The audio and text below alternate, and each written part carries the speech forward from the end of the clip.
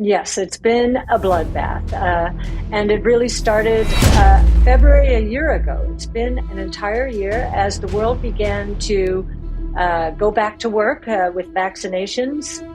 Fears of inflation and interest rates picked up, and the first victims, and it continues to this day, that were the genomics names. And the reason is the idea that interest rates go up and reduce the present value of future cash flows.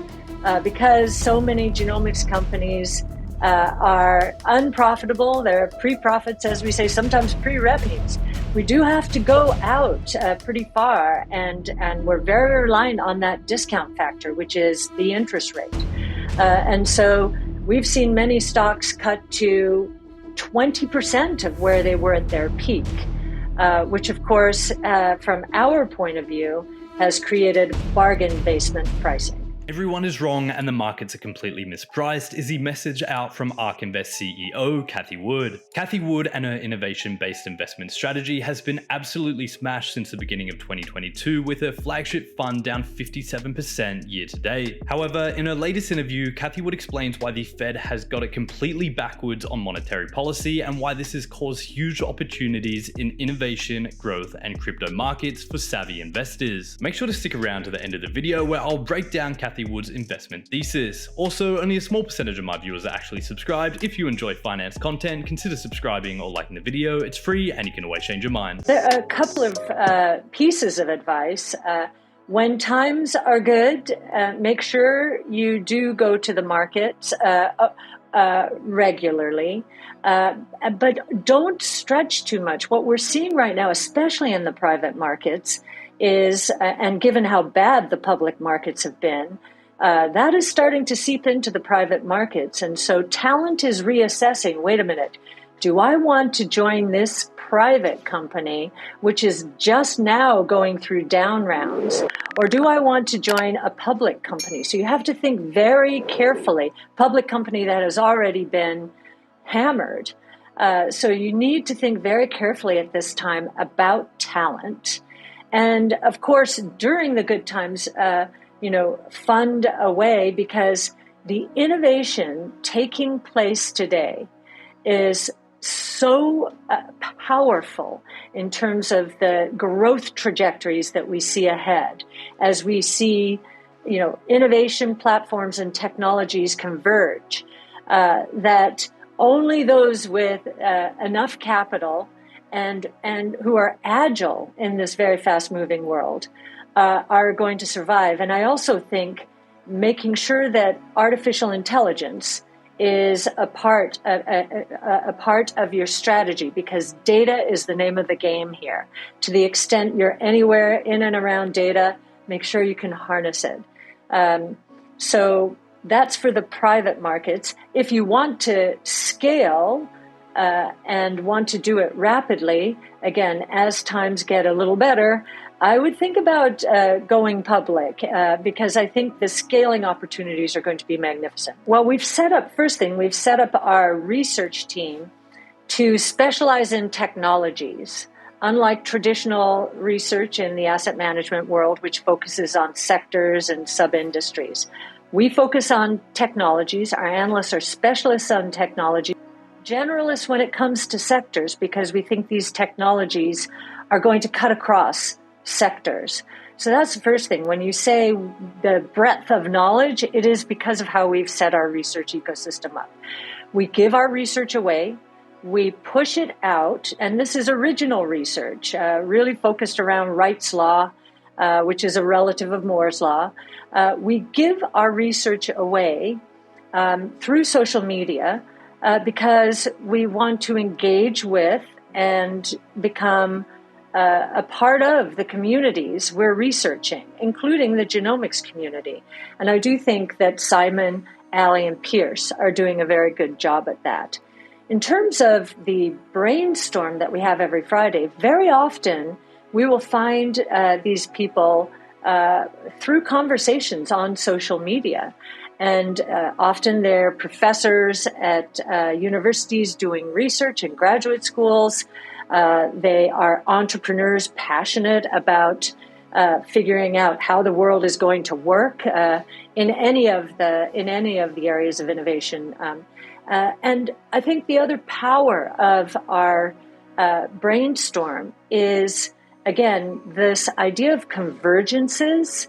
We see that our artificial intelligence analyst, Will Summerlin, is able to talk to our genomics analysts because neural networks are patterned after the brain.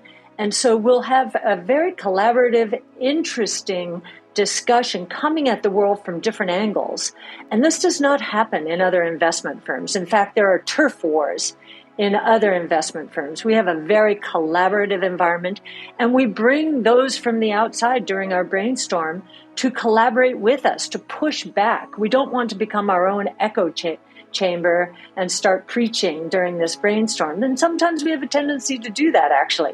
We want more people to come in and push back. It would be Back to the Future. It's where I started at Capital Group in 1977. We had no choice but to look out well into the future. I remember 1977, we were looking at Hong Kong 1997, the changeover, right? And that was 20 years. I said, this is the industry I want to join. What has happened since the tech and telecom bust and the 08-09 meltdown is this risk aversion and this very short-term focus, which has really roped analysts and portfolio managers to their benchmarks, the benchmarks against which they're measured. I would abolish those. That would be the first thing I would do, because they are backwards looking. The companies that are at the top of those indexes are there because of past successes. And if we're right, and the world is going to be disrupted, not only in the genomic revolution, but also with adaptive robotics, energy storage, blockchain technology. I mentioned artificial intelligence. It's involved in all of those. If we're right on how quickly those are going to evolve and how those S-curves are going to be feeding S-curves, then the traditional world order is going to be disturbed, if not destroyed in many ways. The other side of disruptive innovation is creative destruction. And so looking to the past, tried is true, is going to be a failing strategy. And we see those indexes being populated increasingly by value traps, stocks that are cheap for a reason. They're going to be disintermediated, or the companies are going to be disintermediated or disrupted. So I think right now we're beginning to see true visionary leaders stand up to short-term shareholders. We've certainly seen that we saw it with Amazon. That was one of the first proof of concepts. Remember, Amazon was supposed to go bankrupt in the day. We've seen it with Tesla, the same thing. Tesla was supposed to go bankrupt, but these companies had these management teams had big ideas, and they were not going to let short-term shareholders hold them hostage. And so they winnowed their holder base to long-term oriented shareholders. And, we often have companies coming to us saying, what would it take to get into your portfolio? Which is a wonderful question for us. We know what we're looking for. And it is because we are the closest you'll find to a venture capital fund in the public equity markets. We have a very long-term point of view. And I think the companies that are serious about investing aggressively now to capitalize on these opportunities, we want them to forego short-term profitability in order to move into lead positions in these winner-take-most worlds. So I don't think we're going to change mindsets, but we need more visionaries who are willing to stand up to short-term shareholders, because guess what? Truth will win out. And those who are playing the old game will lose, and those of us who are playing the long game will win.